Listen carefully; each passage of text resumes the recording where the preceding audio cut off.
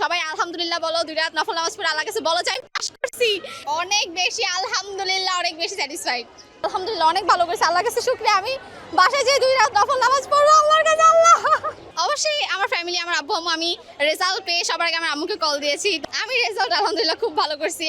Unexpected result ছিল, যেটা expect করছিলাম তার চেয়ে খুব বেশি ভালো করছি, খুবই ভালো করছি, খুবই খুবই খুবই ভালো করছি। তো অবশ্যই অবভিয়াসলি অনেক বেশি এক্সাইটেড, কারণ এবারে যে রেজাল্টের অবস্থা, আমার কত ভালো ভালো স্টুডেন্টরা, সব সাবজেক্ট ভালো ভালো ফ্রেন্ডসরা যে সব সাবজেক্ট A+, বাট ফিজিক্সের একটা এমসিকিউর কারণে তার ফেল আসছে। তো অবভিয়াসলি আমি এক্সাইটেড হব না।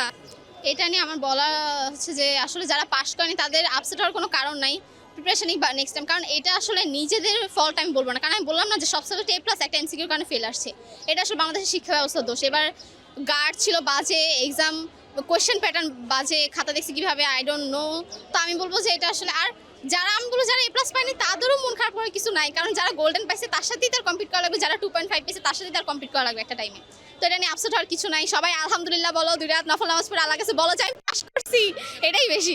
আচ্ছা, সবচেয়ে বেশি খুশি হয়েছেন কে? অবশ্যই আমার ফ্যামিলি, আমার আব্বু আম্মু। আমি রেজাল্ট পেয়ে সবার আগে আমার আম্মুকে কল দিয়েছি। তো উনি খুবই খুশি ছিল। আমার আম্মু জাস্ট ফোন নিয়ে ধরে ফোন রিসিভ করে আমি কান্না করতেছিলাম। আমি কোচিং ছিলাম, তো কোচিং থেকে আসছি। আমি যখন আম্মু কল দিচ্ছি, আমার আম্মু আমার কান্না শুনে আম্মু কান্না করতেছে যে আলহামদুলিল্লাহ আলহামদুলিল্লাহ। আমার রেজাল্টটাও শুনলে নাই যে এমন। আপু একটা কথা বলেছিলেন, বন্ধুদের মানে যে যা পেয়েছে নামাজ পড়ে, এই কথাটা আরেকটু বলবেন। যে যারা যে রেজাল্ট করেছো, A+ পেয়েছো পাও নাই, ডাজেন্ট ম্যাটার। 2 রাত নফল নামাজ পড়ো, আল্লাহর কাছে শুকরিয়া আদায় করো, আলহামদুলিল্লাহ বলো। কারণ এবার রেজাল্টে যারা ফেল করছে তারা খারাপ স্টুডেন্ট না, আমি অবশ্যই বলবো যারা ফেল করছে তারা কোনোদিনই খারাপ স্টুডেন্ট না, তারা সবাই ব্রিলিয়ান্ট, ভালো।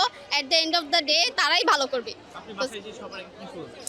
আমি বাসায় যেয়ে তামুকে একটা হাগ করবো, দেন ঘুরতে যাবো, প্রবাবলি, নট শিওর ইয়েট।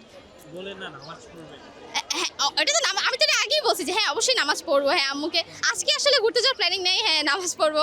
আর আমি বলছি যে আমি মানে ইসলামের পথে চলে আসবো, পর্দা টর্দা করবো। যে এটা বেসিক্যালি এটা পয়েন্ট না, পয়েন্ট হচ্ছে যে আমার এমনি আগে থেকে ছিল, কিন্তু যেহেতু আমার রেজাল্ট আনএক্সপেক্টেড ছিল, তো অবশ্যই আল্লাহর কাছে শুকরিয়া আদায়। এটার জন্য নিজে পরিবর্তন করার চেষ্টা করবো অবশ্যই, কারণ আমি কখনো এক্সপেক্ট করি আমি এত ভালো করবো।